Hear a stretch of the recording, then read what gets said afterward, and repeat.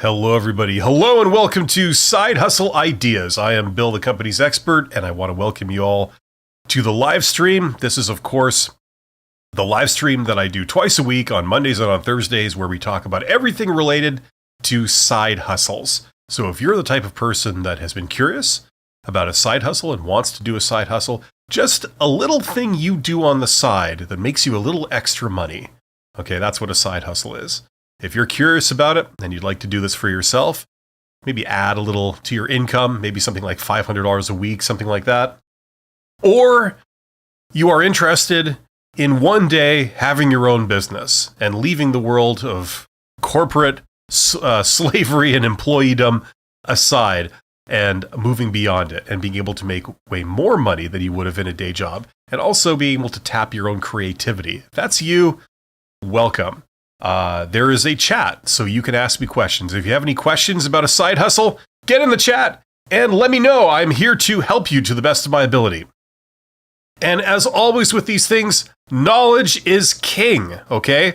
I think business is absolutely magical. It's the key to not only having a satisfying career and a satisfying occupation that you actually enjoy, and it gives you self-confidence and gives you some self-esteem, and you feel like you're a success, and you are a success. Not only that, but it's also the key to financial freedom and all the rest of that. It's a wonderful, wonderful thing, and it can exist on a very large scale or a very small scale, and that's what we're here to talk about today. But knowledge is key. If you want to do this stuff, I congratulate you, first of all, because it is a wonderful thing to learn, okay, to be able to go through life and see business opportunities and be able to take advantage of those opportunities and use it to enrich yourself and others. It's a great thing. So I have to get this out of the way. I created a course that is designed for people who want to learn business, but they maybe work full time. They don't have the time to go back to university for a couple of years and drop 5 figures on a degree or something like that. Anyway, that's this course right over here. Link in the description. It teaches you everything you need to know about business. It teaches you the same content that you would get if you were taking an MBA, a Master's of Business Administration in university. Okay, and that is the gold standard for knowing business and understanding every aspect of it. So if that is of any interest to you, check out the link in the description. Cheap, affordable. You can do it on your own terms. It's flexible. You can learn only the material you want to learn, you're interested in, or you can learn everything. Entirely up to you. Check it out. So today I wanted to cover a couple of things while we're waiting for questions. I wanted to cover a couple of things. Number one, I wanted to do some myth busting of things you might have heard about doing your own side hustle or starting your own business that a lot of people repeat, a lot of people are talking about, but is not actually true. We're going to talk about that. And we're going to talk about actual side hustle ideas. What should you do if you're thinking of an idea, you'd like to get into business, but you don't know what to do? We're going to talk about that too.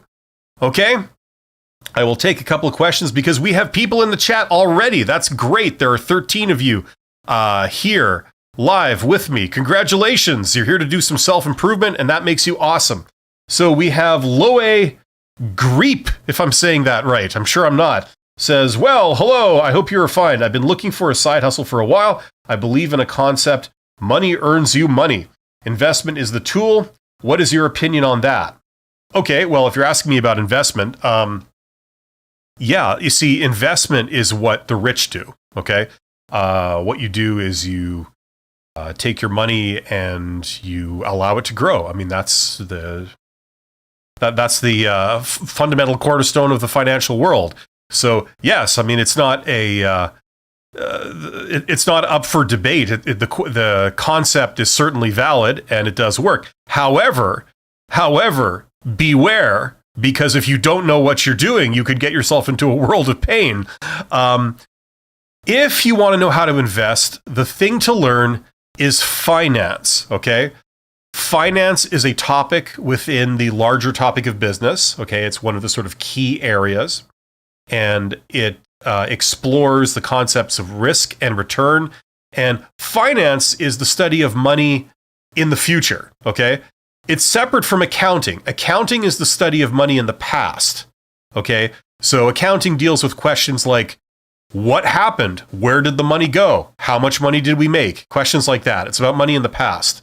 Accountants specialize in that.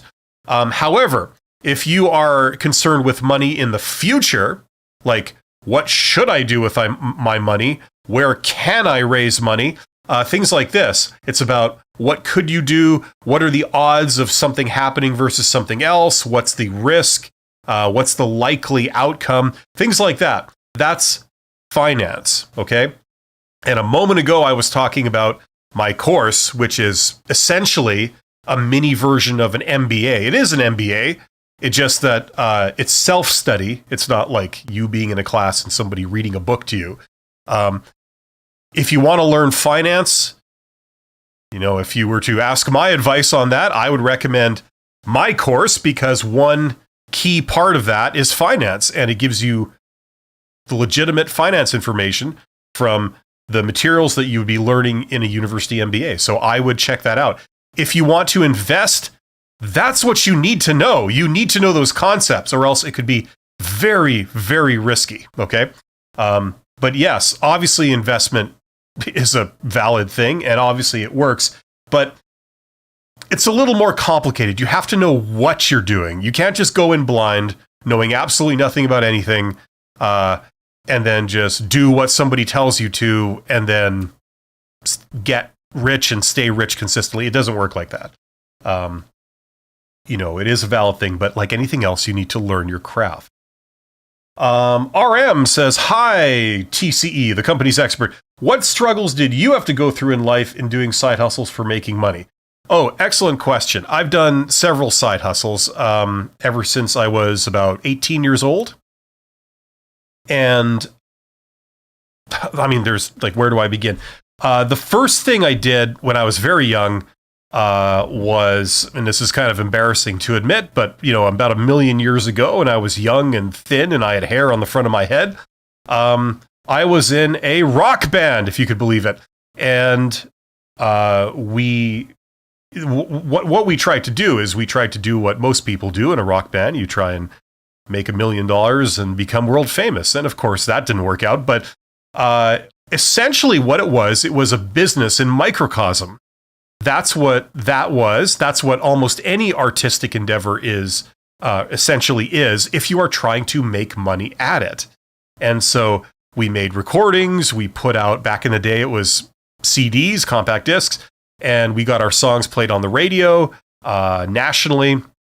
And we tried to sell our product, which was our recordings, which was compact disc. And that essentially is an entrepreneurship venture. You have a product, you market it, you have to raise money for investment. Like if you're going to record make a new recording, put out an album, or go on tour or something like that, you have to raise money for that. And then presumably you will make more money than you spend, and that is a return on investment. So essentially, it's a business in microcosm. And to learn how to do it successfully, essentially, I learned, this was kind of a very early experience of mine, but I learned that you need to know the concept of business, because essentially you are in business. It's kind of disguised as an artistic endeavor. And there is an element of art in it, obviously. But the moment you start trying to make money with it, you're in business. That's the reality. So that applies to any type of side hustle that you would do if it's born out of some kind of artistic expression. If you are, say you make pottery or something, and you decide to make a certain product, a little pottery kind of thing, and you want to sell it online, and that's how you make money.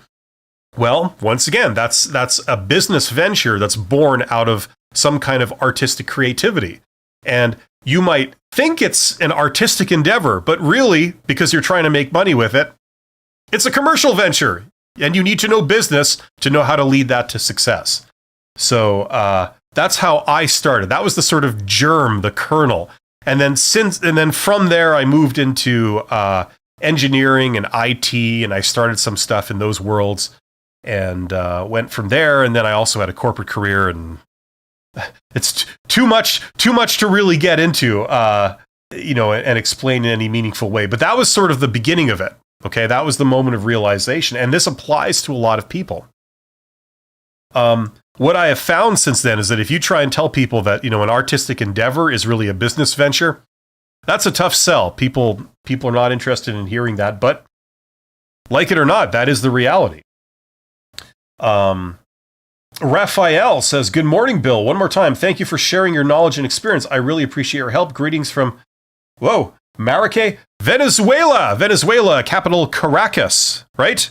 I always do these things. I just have to confirm here. I think I did this before. Capital of Venezuela. Oops, not the capital of Venus. We haven't quite got that far yet. This is where everybody, this is not working. Now everybody can see my ineptitude at typing something in. Yes, Caracas, that's what I thought. Okay. Yes, well, greetings to you too, Raphael, and thank you for joining me today. RM, would you buy a second house and rent it out to invest in shares? What's your opinion? Well, yes. I wouldn't necessarily, rent it out or invest in shares. Oh, I would do the real estate thing. I mean, listen, I'm not here to give investment advice, okay? And besides, what my investment advice, what I would do is not necessarily the right thing for somebody else, and vice versa, okay? So just let me put that disclaimer on this conversation right off the bat.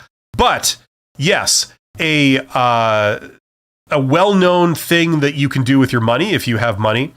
One option, of course, is to leave it in a bank, in some kind of savings account. Usually that's not really the best option. Your return is not really that high. And remember, it's not always return we're talking about. What's key is risk versus return, right? So like risk-adjusted return, that should be the goal. And that's the key in investing, right? There's other things too that you need to know. You absolutely need to know, like diversifying your risk and getting rid of, systemic risk and things like this. So you really need to know finance for that. But coming back to this question, a common thing that people do if they have a huge chunk of wealth put aside is instead of parking it in the bank, in a bank account, that banks would love you to do because they basically make their profit on top of that, investing your money behind the scenes. What you do is you put your money in real estate. That's been a traditional thing. Now, I have my own thoughts on real estate and that kind of whole industry, but traditionally, it's been regarded as a very, very safe place to put your money. So instead of taking your cash and putting it in a bank account where it can be taxed and all this kind of stuff, you take it and you put that money into, say, buying a second house that you rent out. Number one, because your money is not in cash form, generally speaking, they don't tax it, or it doesn't work quite the same way. It works out slightly better for you. Secondly, because you have purchased a house that you could then rent out, you are also receiving an income from rent. So that's something that people do with their money. Now, does that fall under the umbrella of side hustle? Technically, yes, but it's, I don't know. For me personally, it's so unambitious that I would look beyond that. I would regard that simply as good money management. That's what high net worth individuals and rich people do with their money. They do things like this. Okay? It's part tax well, I wouldn't call it a tax dodge. I mean, it's perfectly legal, but it's just tax prudence, I should say. And also, there's a little bit of a business endeavor in that you are essentially running a real estate company on a very small scale. So yes, you could do that. And I would look into it. I would really get into all the details. I would do informational interviews with people in the business. I would learn all the nitty-gritty details of your particular situation and all the laws where you happen to be that govern where you are and all this, because giving a general advice doesn't necessarily mean that it will work in every situation and it's the right thing to do. Okay, but yes, if you're asking in a general way, that is something that is done a lot. I don't know if it's necessarily a good thing, though. Okay, when you look at society, that's kind of my thoughts on real estate. Real estate, the value doesn't derive from creating something new and original. Real estate, the value derives from scarcity and exploitation and hoarding of a scarce resource. And I personally have a little bit of a moral issue with that. So that's why I don't really advise people to do it, but it is a popular thing that a lot of people do engage in. Juan says, I always love to hear your live streams. Greetings from Peru. Peru, capital Lima, right? Right? Did I get that right? Peru, Lima. Capital of Peru. This is just a little stupid game. Peru, Lima. I thought so.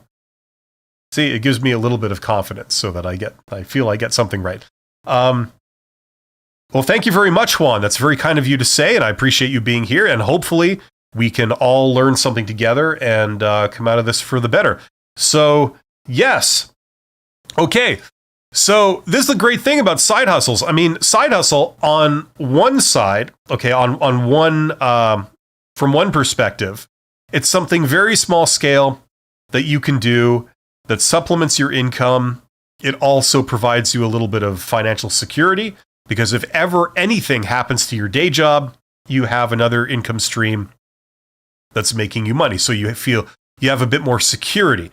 The other element is that if anything were to happen to your day job, you got laid off or you decided to make a change, okay, you have the option of ramping up your side hustle during that time to make even more money. It may even perform so well if you were to do it full time.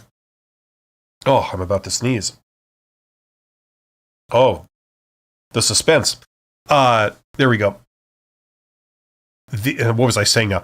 The great thing about the side hustle is that you may even be able to ramp it up to the point where it can replace the income from your day job. Okay, so you're operating at that level. And then the gravy, the bonus, the jackpot, which is if you could ramp it up even more and it makes you more than you would be able to earn or take home in a day job. And that is certainly possible. However, you have to have thought of that before you start. That's the key. Okay, that's why I bring it up. A lot of people just want to make a little bit of money on the side, but if you really plan this properly, you do something that's scalable, something that you could ramp up, like to 100 times what you're doing. And that's possible using things like the internet. Then not only could you replace the income from your day job, but it could be your full-time thing. You could actually burst through that ceiling, that cap on your earning potential that you would have in a corporate career. Okay? And that's one of the magical things about this. So, yeah. So, myth busting. I wanted to do some myth busting today. This is something we haven't really talked about. It's funny, I've over many years, I've had a corporate career. I've been a CEO of a small company, and on the side, I've done mentoring. I've also done consulting. I do consulting now for medium-sized business, some small business, how to grow their business and things like this. And it's funny, I occasionally look out into the world and I see what people are talking about in the world of entrepreneurship and, side hustles and things like this. And it's kind of funny to me because I feel that people are talking about the wrong things. A lot of what I hear people talking about are either irrelevant or just plain incorrect, and some of the advice that's just parroted and repeated is usually wrong. So let's talk about those. I made a little list on a Post-it note here earlier, just to try and brainstorm a couple of ideas in a couple of minutes before I went live here. And risk. Okay, now a huge myth, a huge thing that people repeat over and over again, because other people are saying it, so they say it too, and that just sort of propagates, is that you have to take enormous risks to start your own business or to start a side hustle, which is your own business on a small scale. Right? And when I say risk, what I mean specifically is spending a lot of money. Presumably, you would either spend your own money, your savings, or you would go out and borrow money, you'd take a loan of some kind, right? And somebody earlier, my friend there, Loe Greep, was talking about investment earlier. And here is one of the pitfalls, because the word investment, if you haven't been to business school and you don't know precisely what it means, you can get fooled here, because a lot of people will tell you, okay, you're going to invest in your own side hustle or business idea. And by invest, what they mean is that you go out, you take a loan, and then you spend it on starting your little business venture. And you're risking that money. If your business venture fails, you will never make money to pay back that loan. So you will have to cover that debt out of pocket, right? That's not an investment, okay? That's not how investing works, okay? You don't take out loans and stuff to do this, okay? That's really not, that's not how this stuff works. I mean, from a technical perspective, yes, you can borrow money to make an investment. It is technically within what the concept of investment, the textbook definition, but that is not how it's done, okay? That is more of a gamble. And secondly, it is extremely risky, okay? It is extremely risky because you have no past data on what your odds are. There's no way to estimate the risk, okay? When you look at how business valuators or finance people or accountants, how they assess risk in real life, what they do is they look at historical data of how much money this has made over time and how much money has gone into it and how much money has come out of it. And so they just crunch those numbers and they go, based on our statistical analysis, this is the risk, right? Well, you can't do that in this case. There is no data. You've never tried to start this business before. Now, the odds of starting a successful business on your first attempt, your original idea without any tweaks, is actually pretty low. It's less than 10%. This is why usually we need to tweak and revise our idea a couple times. Okay? But if you have started something, if your plan involved spending a ton of money that you don't have to try the initial idea, okay? And then it would cost you a lot of money to make each little tweak to it. That's not good. And what I see are a lot of vested, a lot of parties that have a vested interest in this. A lot of financial services companies, lenders, even government programs that they want to encourage people to do startups. They want to encourage people to do side hustles and stimulate the economy, create wealth, which is great. But their way of doing it is to throw a loan at you. And they encourage you to take these loans. They back this up by saying that this is the only way you can be in business. You got to take out big loans. You got to take out big risks. And they encourage people to do this. And it's very irresponsible. You do not need to do that. You do not need to spend any real money to start a side hustle. Okay, please, if you don't take anything else away from anything I've ever said, learn that, okay? You do not have to spend a lot of money. You shouldn't spend a lot of money. I would recommend that you start with spending zero. And if you absolutely must spend something, it should be under the equivalent of $100 US. Absolutely, on no other circumstance should you spend more than $100 American, US dollars, that value. You should never spend more of that until you're receiving income. It's generating cash for you. Okay? It is a fallacy to think that you need to spend a ton of money to get one of these ideas off the ground. You don't. In fact, it's very dangerous if you do that.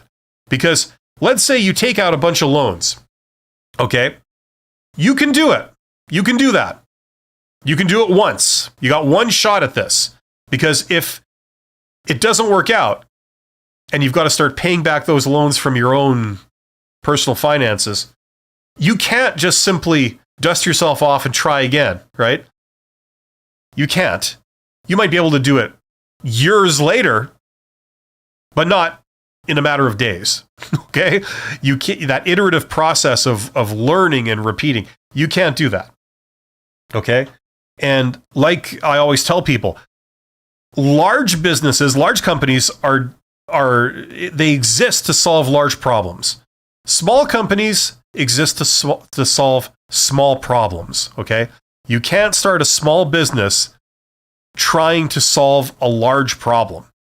You can't. Period. I know we've all heard these wild exceptions. You know, people started tech companies in a garage. Now the company is worth $10 billion, and they started it, in their garage just with what they had. Yeah, that has happened. About 5 times in all of human history. Yes, that has happened. But what you don't hear is the other 99.9999993% of people who tried that and completely failed. You know what I'm saying? That's what they don't tell you. Okay, so that's the first. I can't speak today. It's Thursday. I can't speak on a Thursday. You can't spend a lot of money to do a side hustle. It is a bad idea. It's much better to think of an idea that you can just start without having to buy anything, really. You have a computer, you have an internet connection, you have your skills, you have, your car if you need that, yourself. That's all you need. There's so many things you can do that will make you money very quickly just by using what you have and using the power of the internet to reach people. That's all you need. Cost is zero. You may have to invest some of your time. You risk your time being wasted, but that's it. Okay, so that's the first myth I want to bust. Okay. Another myth. You have to quit your job. Incorrect. In fact, it's advisable that you don't. Right? The whole point is to do a side hustle. The idea is that you work at a day job and you do this on the side for fun, in your spare time. But it's making some income, right? It should be somewhat enjoyable to do. If it's an absolute drudge to do and you're in misery doing it, it's not going to work. It just isn't. You will not be able to sustain it long enough for it to have it to pay off. So that's kind of the key there. So you do not quit your job. A lot of people encourage in entrepreneurship circles. The understanding is, or they explicitly say, you've got to quit your job and do this full time and focus on it. No, you don't. You don't. Okay? Do not quit your job to do an entrepreneurship type venture, especially if you've never been in a successful entrepreneurial type venture before. Isn't it great trying to take advice from someone who can't even speak properly?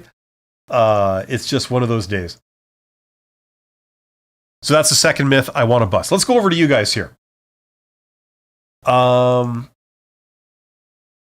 Okay, Juan. I did that one. Renee says, thank you. Thank you, Renee. Thank you for being here.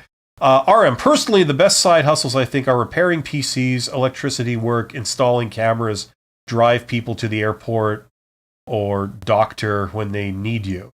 Okay, possibly.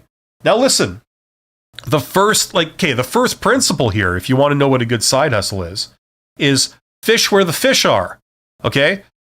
What are people spending money on? What do people want to spend money on? Okay? Don't go into a business or try to get into a business where, simply maybe because you like that business or you have some talents in that business.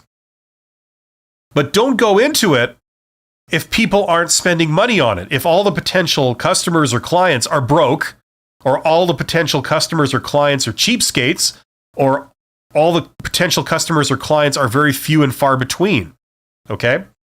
What you would do, the very first thing for any business idea, any idea you want to do as a side hustle or as a full-blown business, is you would validate it. Okay? You want to validate, you want to prove that not only is there demand, okay, because that's not the same thing as validating your side business. A lot of people are making money doing this. Great. Does that mean that you will be successful when you do it? No. That proves that the concept is valid. Other people have managed to make that work, but the big question is, can you make it work? That's the big thing, okay?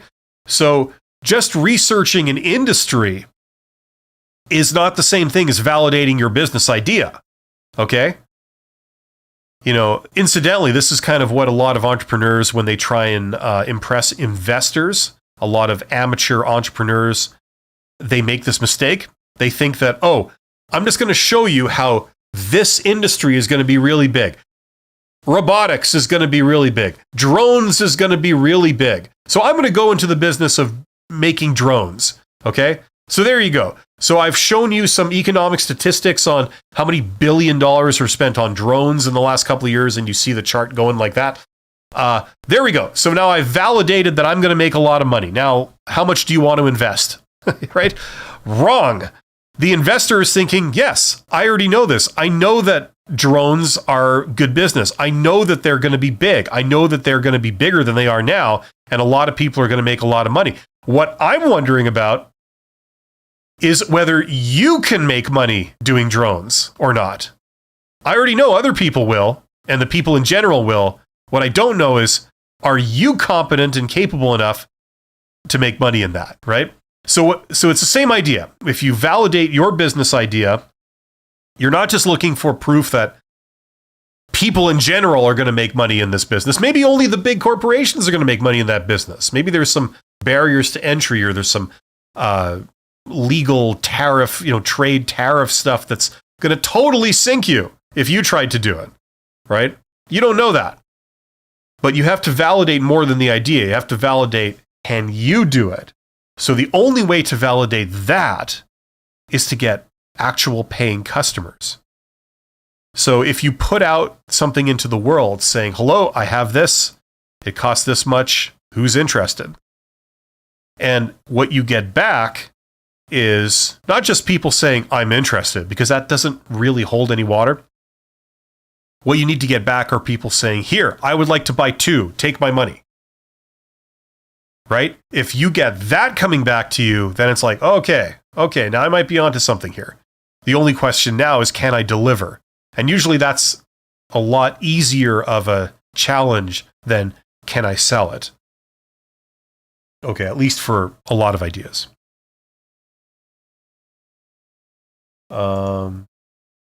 So yeah, where did I leave off here? So to RM, that's talking about like repairing PCs, electricity work. Now, for example, repairing PCs. Now, I know that in the past that was good business for some people. I don't know much about the PC repair business. I've never been in the PC repair business, at least for consumers. But my impression is that that's becoming less and less sort of relevant. As PCs and as devices get cheaper and cheaper and cheaper, people repair them less. They simply just replace them increasingly. But that's something that you would want to validate. So you would say, okay, hello, I repair PCs. And you go and you put that out into the world in places where you think your potential customers or clients would congregate and they'd be able to see it.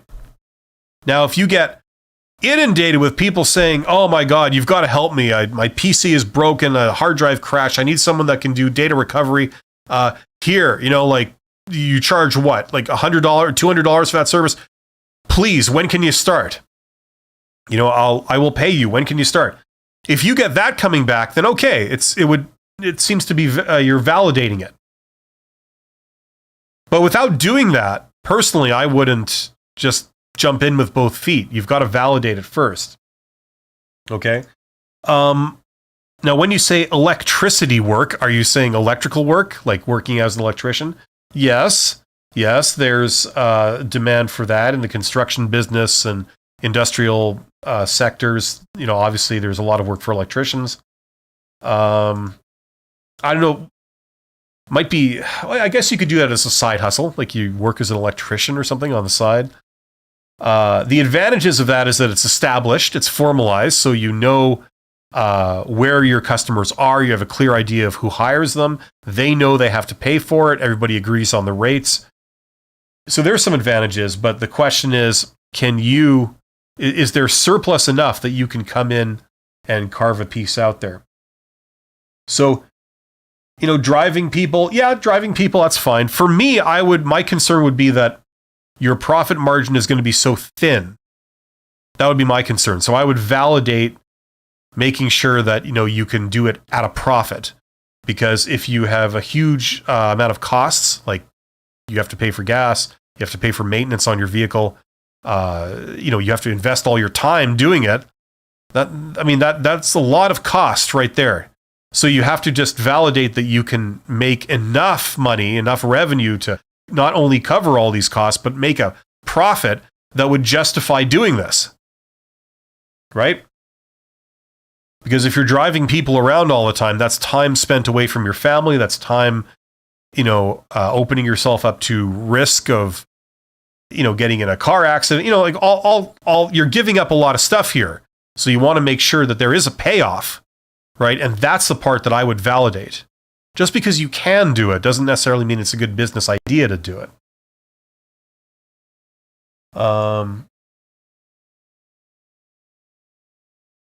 Nadita says, thanks for the work well done. Where can I save money for investment minus using banks?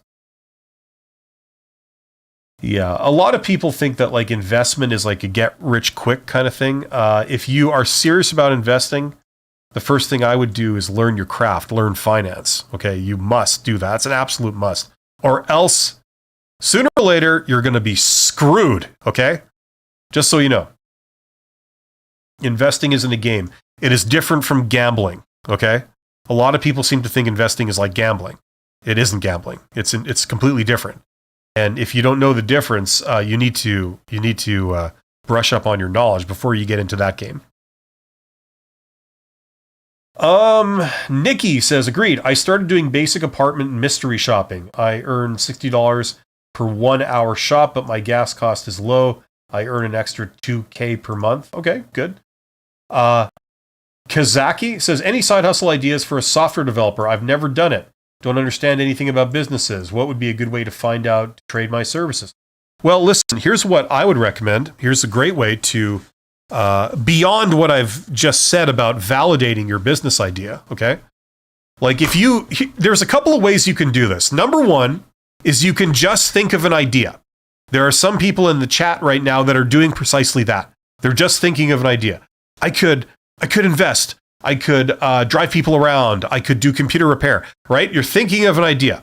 Great. Okay, you got an idea. Now you have to validate it. So you have to go out and get proof that you can reach customers and you can convince them to pay you the price that you feel that you need to charge to make a profit. Okay? So figure out what that price would be, okay? What your expenses are most likely going to be. Give yourself a cushion, okay? And then test your ability to go out and reach potential customers, because once again, it's an assumption that they're there. It's also an assumption that you can reach them, okay?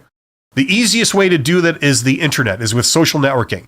Get in Facebook groups, get in LinkedIn groups, do hashtags on Twitter, do all the other like things that you would do on social networking to get your message out to places where you're guessing that your potential market is, your potential customers or clients, okay? So number one, you're validating that those people do exist, okay? You're also validating that they have the money to spend and the desire to spend it. And then thirdly, you're also validating the fact that you can convince them to do business with you. Okay? So like if you get a result back saying, yes, when can you start? I'd like to buy 4, and you're getting multiples of these coming in. Just the message alone, that's all you need. Rather than you going ahead and like blowing all your life savings and all your time and effort and ending in failure, you do this at the beginning to ensure that it's worth proceeding. And then now that you see there's demand, there's people with cash in their hand, holding their hand out, wanting to pay you, then you start taking the next step, which is delivering on what you said you could do. Okay? If nobody wants it, then you don't proceed. If some people want it and they're willing to pay, then you decide it makes sense to proceed. And so you start being able to offer whatever it is, a product or a service, whatever it is. Okay? That's the other thing. Now the question was, where was it here? I can't remember. If I'm a developer, what are some ideas that I could do? How do I know that would be a good idea? The other way of doing this is learn how to do informational interviews. I think it was my previous live stream or the one before that, I showed everyone how to contact people in the industry or people like for example, if you're a developer and you want to know what software do people want, what are they paying for, what's an easy sell in terms of software product or software services. Okay, so that if I did that, I'd have a lot of customers throwing money at me and wanting to hire me or wanting to buy from me. Okay, you want to know what that is? Learn how to do informational interviews with people in the software industry in your hometown. If you could sit down with the owner of a mid-sized software company, they employ, say, 300 people, okay? And they sell software. They develop software and sell it, okay? If you could sit down with them and pick their brain about, what do people want? What's hot right now? What, people are going to want in 6 months or in a year, where the business is going, how much money you can make with that, what types of people are interested in different things. If you could sort of sit down with someone like that and pick their brain, and not just one person, but you could do this, say, 40 times. You sit down with 40 people that are at the head of this industry, that know this industry inside and out because they've been in it and they've been successful in it for many years, and they know the customers, they know the market, they know all this, they know everything you want to know. They know the keys to succeeding in that business, okay? Imagine if you could sit down with them and have them speak freely and give you full and complete information about how everything works, where the trends are going, all that kind of stuff. That would probably be useful to you. That would probably suggest many ideas that you could do that would be very promising, right? So that's the other method of figuring out good ideas, okay? So learn how to do networking and learn how to do informational interviews, okay? I have talked extensively on this channel about how to do that, how to do networking with people like this. It crosses over into the world like how to get a job. You can meet these people and talk to them about anything for many purposes. One purpose would be this. Another purpose would be getting a job, right? Where could you work? What could you bring to a company? That kind of stuff. You can talk about whatever you want with these people, but that's another source of, it's a goldmine of information. That's how I started my consulting business. Just by sitting down with CEOs and business owners that I don't know, that I never previously had any contact with, at one-on-one, and getting them to talk freely about their industry and their opinions about it, where they think it's going, what they think is the right approach, that kind of stuff. Now, a lot of times it's interesting, but it doesn't really strike a chord with you. Sometimes it's interesting, but it actually kind of ties in with something that you could speak to, or you could contribute to, or you could help someone with, right? When they tell you about the problems they're having, or what they would change about their company if they had a bigger budget, like whatever, something like that. This gives you ideas for what you could do. And then when you see these people having, feeling pain because they don't have this, you go, hey, I can do that. If I did, and then you come back to them later and say, I was thinking about what you said. If I were to do this, would you be interested? Would that make sense for you? Something like that. So that's another source of good ideas, okay? Where did I leave off here? I've got to wrap this up in 5 minutes, but I'm going to try and get to the end of these questions here. Okay, so that was Kazaki. RM says, mostly elderly retired people be a sort of handyman when they need you. They're retired and unusually wealthy, okay? Well, do they need that if they're unusually wealthy and retired? What makes you think that you can convince them that you're the person to do that? That would be something that you would have to validate, right? See, these are theories, and I'm not shooting them down. They could well be valid, but someone could think up 100 ideas like that in a day and write them all down. The question is, which of these are valid? Okay. I mean, if you look look in your city or your town, wherever you live, all around you, there are people making money, doing anything you could possibly imagine. Okay. Everything, even some crazy ideas that you think like, oh my God, that's never going to work. And then there's a person like, getting rich doing it. Right. It's all around you. Okay. So there's a lot of ideas and there's a lot of things you could do. And everybody has like a lot of abilities, a lot of capabilities that you could do and someone would conceivably pay for. But the question is, can you pull it off? Can you sell it for a start? Can you convince people to do business with you? Maybe you try that idea. You find that most elderly people, they only work with people that they absolutely trust, or that a person they know intimately personally recommends. Okay? So it seems really easy looking from the outside in, but once you see what's involved on the inside, you realize, oh, I don't have that.